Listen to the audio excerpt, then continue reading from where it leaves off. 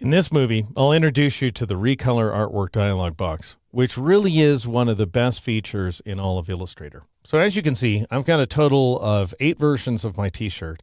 However, I've only assigned 2 color schemes so far, dark blue at the top and light blue at the bottom.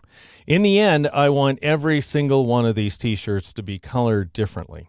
And I'm going to do so using Recolor Artwork. So let's start things off with the second column of t-shirts. I'll partially marquee them using the black arrow tool, and that goes ahead and selects all the paths in the t-shirts because they're assembled into a couple of groups. Then I'll zoom in by pressing Ctrl+, and I'll go ahead and scroll things over a little bit to the left as well. Might as well press Shift-Tab in order to bring back my right side panels. Now there's 2 ways to get to Recolor Artwork. The easiest way is to go up to this Recolor Artwork icon and click on it. However, if for any reason you can't find that icon, then you can also access the feature as a command by going to the Edit menu, choosing Edit Colors, and then choosing Recolor Artwork.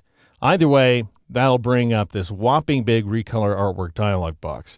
Now, I don't have a lot of room to work with here on screen, so I'm going to hide my color groups over here on the right-hand side by clicking on this left-pointing arrowhead. And that'll go ahead and collapse the dialog box as you see, and then I can move it over. Notice a couple of things here. First of all, the Recolor Art checkbox is on by default, so you can see your changes as you make them. And Illustrator goes ahead and automatically hides the selection edges so that they don't get in your way of seeing what's going on. But bear in mind, at least where my screen is concerned, that it's these 2 left-hand t-shirts that are currently selected. Now notice that we have a total of 7 colors in the selected shirts, and I can see that by the words current colors and in parentheses 7. And you can go ahead and manually reassign colors if you like inside of this panel. And we'll come back to it in a future movie, but the easier way to work at first is to switch over to the Edit panel, which you get to by clicking on the word Edit. And then you'll see your colors inside the familiar lab wheel. If you don't see the lab wheel, go ahead and click on this first icon over here on the left-hand side, Display Smooth Color Wheel. Now notice by default, all of the colors are independent of each other, as indicated by these dotted lines. If you want to link all the colors together, then you need to click on the little chain icon, and the lines turn solid.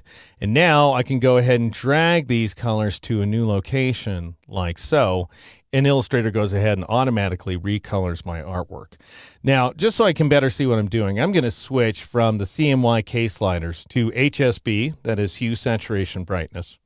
And also drag these guys a little bit farther over here. You can make any modifications you like.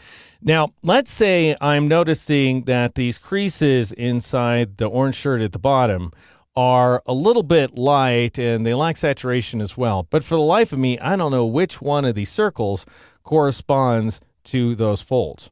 If you want to find out exactly which color is which, then you have to switch back to the Assign panel and grab this tool right here that allows you to click on colors to find them inside of the artwork. That will go ahead and dim the selected artwork, and then you need to click on one of the original blues in order to find it.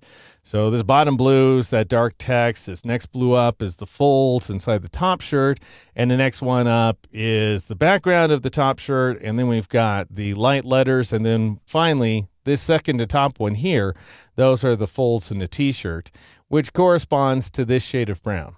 What I'll do now is I'll go ahead and switch back to the Edit panel, and I'll see that color selected right there. So its circle will have a heavier outline than the other ones. Now I want to edit that color independently of the others, so I'll click on the chain icon once again to unlink the colors from each other. And I'll go ahead and switch to this brightness option below the color wheel. And then I'll drag this guy down a little bit in order to darken up those colors, as you can see right there. I'll also make them a little more orange by dragging this color in a clockwise direction. And then finally, I want to make it more saturated. So I'll switch back to the saturation icon right there, and I'll drag this guy farther out in order to add a little bit of saturation, as you can see. So now that I have a better fit, I'll go ahead and relink the colors and make any other further modifications I want to. For example, I might infuse the shirts with a little more yellow, as you see here. When you're done, all you need to do is click on the OK button, and Illustrator goes ahead and recolors that artwork. And now click off the t-shirts in order to deselect them. And that, friends, is the quickest way to automatically recolor selected artwork by working inside the familiar lab color wheel here inside Illustrator.